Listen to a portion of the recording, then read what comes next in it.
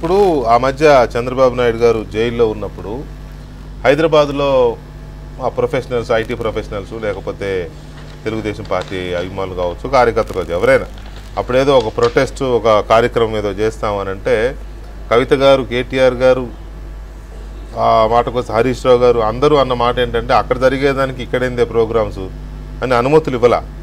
కొన్ని చోట్ల ప్రోగ్రామ్స్ అడ్డుకున్నారు పోలీసులు, అరెస్టులు కూడా అయినాయి. మీకు తెలిసి ఇదంతా ఏం జరిగిందో. అప్పుడు ఇచ్చిన స్టేట్మెంట్లు కూడా ఏమనుంటే అక్కడ చూసుకోవాలి, ఆ రాష్ట్ర రాజకీయాలకు ఇక్కడ అడావుడు ఏంటి అన్న మాట కూడా వచ్చినాయి. ఆ రాష్ట్ర రాజకీయాలతో మాకు సంబంధం లేదు కూడా అన్నారు. కానీ నిన్న క్లియర్గా ఆంధ్రప్రదేశ్ రాజకీయాల గురించి, అక్కడ ఓడిపోయిన జగన్మోహన్ రెడ్డి గారి గురించి, గెలిచిన చంద్రబాబు నాయుడు గురించి ఇవన్నీ మాట్లాడడంలో ఏంటి అంటే స్ట్రాటజీ మారుతోందా? ఏ ఉద్దేశంతో అని ఉండొచ్చు?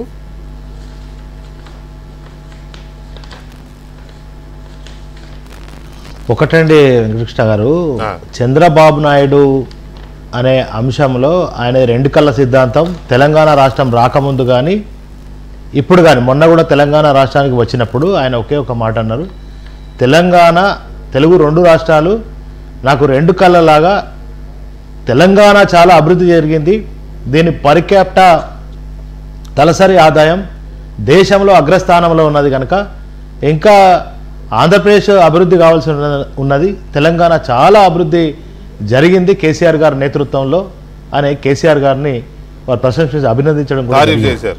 ఇదే సందర్భంలో మరి కేటీఆర్ గారు మరి ఇక్కడ టీడీపీ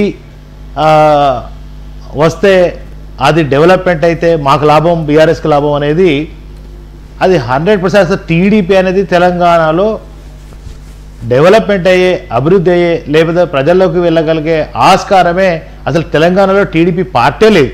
ఆ పార్టీ ఆఫీస్కి నిన్న మొన్న చంద్రబాబు నాయుడు వచ్చినప్పుడు పాత కార్యకర్తలు ఎవరో వచ్చినట్టున్నారు, కానీ తెలంగాణలో మన టీడీపీ లేదు, భవిష్యత్తులో కూడా ఉండబోదు.